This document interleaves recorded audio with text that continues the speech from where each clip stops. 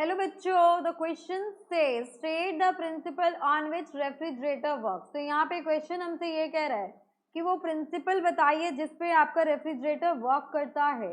तो इस क्वेश्चन को सॉल्व करने के लिए हम यहाँ पर की कंसेप्ट यूज करेंगे, that is refrigerator works on the second law of thermodynamics. जो आपकी सेकेंड लॉ है थर्मोडायनेमिक्स की, उसके प्रिंसिपल पे यहाँ पर वर्क करता है आपका refrigerator.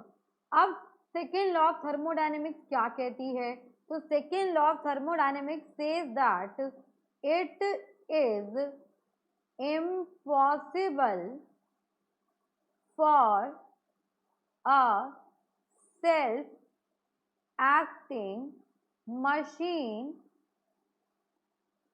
unless energy is provided by any external agency।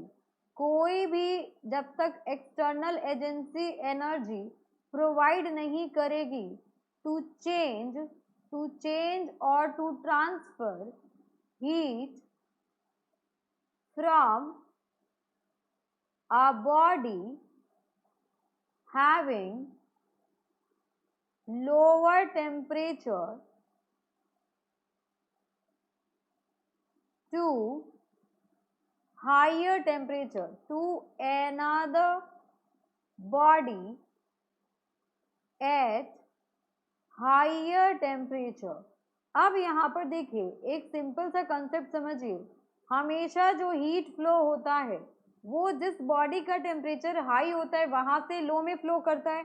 But refrigerator के केस में क्या होता है कि यहाँ पर एक एक्सटर्नल एजेंसी एनर्जी प्रोवाइड करती है और हीट ट्रांसफर जो होता है वो लोअर टेम्परेचर की बॉडी से हायर टेम्परेचर की बॉडी में ट्रांसफर होता है। तो यहाँ पे समझते हैं हम वर्किंग ऑफ रेफ्रिजरेटर। तो यहाँ देखिए एक डायग्राम है।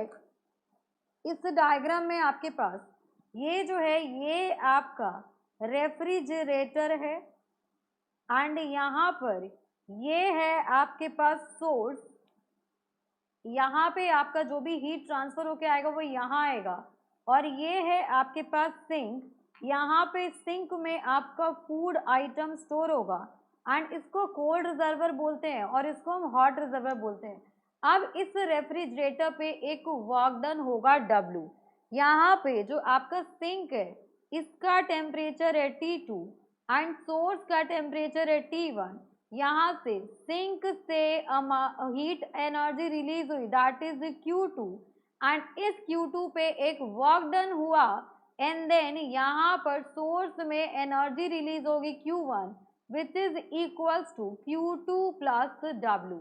एंड ये आपके पास जो सोर्स है ये आपका सराउंडिंग होता है।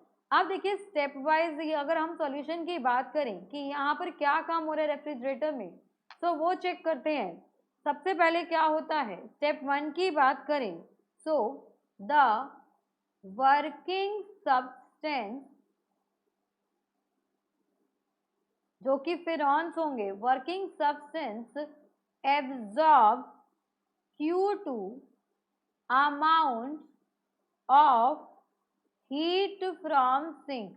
यहाँ पर आगे आपके पास सिंक में आपका फूड आइटम है जो भी आपने फ्रिज में रखा होगा, which is at temperature T2। यहाँ पर टेम्परेचर अभी T2 है और यहाँ से हीट एब्जॉर्ब हुआ। देन नेक्स्ट में क्या हुआ, नेक्स्ट में W amount of work is done on it. अब इसके ऊपर क्या हुआ, W वर्क हुआ है और ये वर्क किसने किया है, बाय सम एक्सटर्नल एजेंसी। यहाँ पर एक एक्सटर्नल एजेंसी ने ये काम किया है। अब वो एक्सटर्नल एजेंसी क्या है आपकी, यहाँ पर आ जाएगा आपके पास एजेंसी, एक्सटर्नल एजेंसी वो आपकी यहाँ पर वर्क करेगी, वो है आपका कंप्रेसर। तो ये काम यहाँ पर कंप्रेसर करेगा and rejects large amount of heat, जो कि है आपके पास Q1 which is equals to Q2 plus W to source which is at T1 temperature. जो सोर्स है आपका वो T1 टेम्परेचर पे है।